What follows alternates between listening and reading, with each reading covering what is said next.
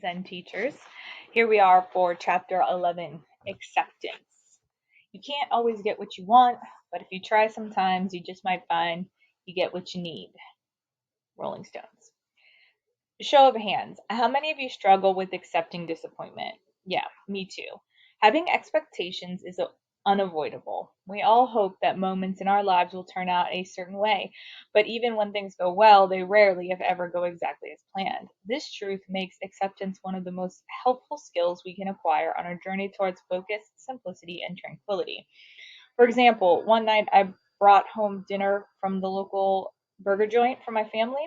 It was early in my role as a husband and father, and I was feeling overwhelmed by my new responsibilities and obligations. Having a nice family dinner seemed like a much needed antidote to the stressful day, and I was looking forward to it. The minute I bit into my burger, however, I knew there was a problem. Maybe it didn't have the extra pickles I requested, or maybe it had mustard when I'd asked for the burger without it. Or maybe they had given me the cowabunga burger when I had asked for the bonanza burger. Without thinking of my behavior or its consequences, I slammed the burger down on the plate, sighed, and sat back in a huff. I don't ask for much, I thought. Can't they even get one little burger right? After how hard I've been working and all the stress I've been dealing with, I don't I at least deserve the burger I want? Needless to say, not only did my little tantrum ruin the rest of my night, it also negatively affected everyone else in the house by putting them in a bad mood. In retrospect, not accepting the situation as it was seemed positively shameful. Missing pickles? Too much mustard? Who cares? Move on. Everyone experiences disappointment at some time or another. Maybe the lesson didn't go the way you wanted, or you requested to attend a conference and got denied. Whatever the case, learning to respond to these bumps in life's unpredictable dance with both acceptance and non judgment, independent of your own original expectations, is a skill worth practicing. I've learned that as human beings, we have to have emotions, but we don't need to be ruled by them. It's common, though, to try to hang on to good feelings and push bad ones away, but both of those reactions are the very antithesis of acceptance. In contrast, the response of acceptance allows you to stand back, notice your emotions, let them be, and watch them pass serenely through you. Accepting life as it happens does not mean you become a doormat or stop working toward your goals. Instead, it frees you to start where you are, accept what is, and move towards your desired destination with a glad and receptive heart. In The Power of Now, author Eckhart Tolle says, surrender is the simple but profound wisdom of yielding to, rather than opposing, the flow of life. And the surrender to which he refers sure sounds a lot like acceptance to me.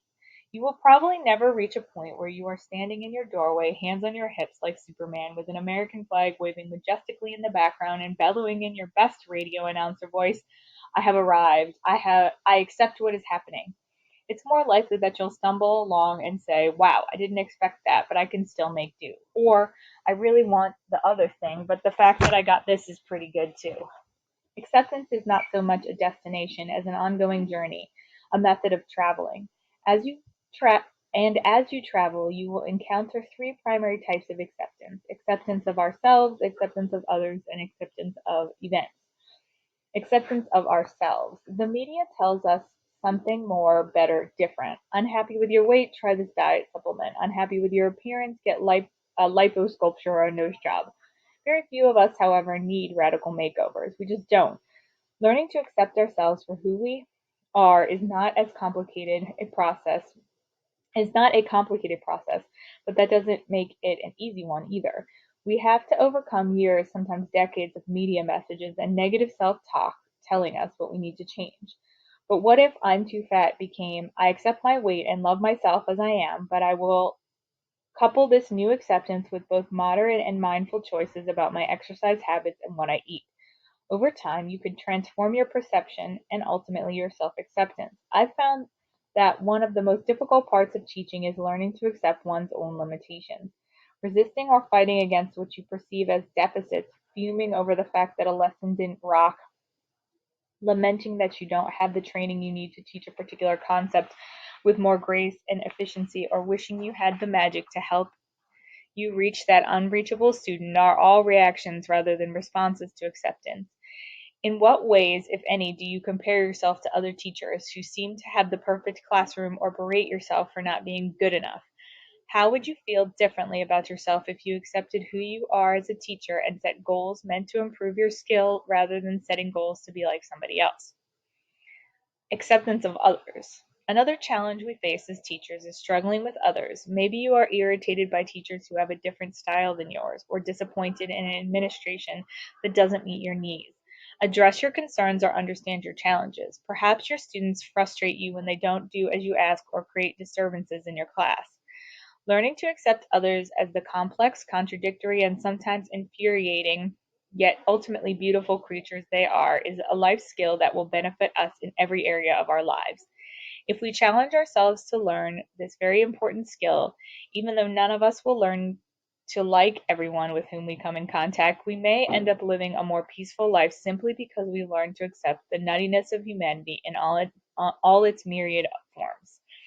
Acceptance of events. Sometimes it's not people, but events we have to accept. The unscheduled fire alarm, the spontaneous visit from the principal, the kid who drops to the floor in a dead faint during our lesson. My current count is 3 in 22 years. When an unexpected event occurs that requires our acceptance, we must step back, separate ourselves from the moment, and view it as a spectator. We have to welcome each event for what it is and open ourselves to what it has to offer. Here are 2 activities you can practice to improve your level of acceptance. The 5-minute acceptance test. When something unexpected or unwanted happens, try to be present and non-judgmental. Accept the situation and look for the gifts it offers. This process won't take longer than 5 minutes, so whatever happens will still be there when you're done, but at least you will have attempted to embrace what is instead of giving in to the knee-jerk reaction. Practice with smaller, less important issues. Remember my hamburger story, and then move up to the issues in your life that might be larger and more difficult to accept. The 1-minute acceptance plan. Pick one circumstance that is not in sync with your expectations. Find a quiet place and start meditating, or at least breathing, and then say, "This does not meet my expectations. How can I find a way to accept what's happening and see the gift this situation offers? What can I learn from this circumstance that will take me where I wish to go?" Do this often, and before long you will find yourself better able to accept circumstances. While your journey towards acceptance may not be without missteps, I promise that this practice is worth the effort. In fact, it may well be one of the healthiest habits you can acquire. When you learn to accept failed expectations and common disappointments, you can embrace what life gives you and live a happier life by enjoying what is.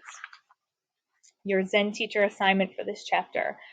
Find an opportunity during your school day when the circumstances are not turning out the way you hoped. Practice either the 5-minute acceptance test or the 1-step acceptance plan, or both.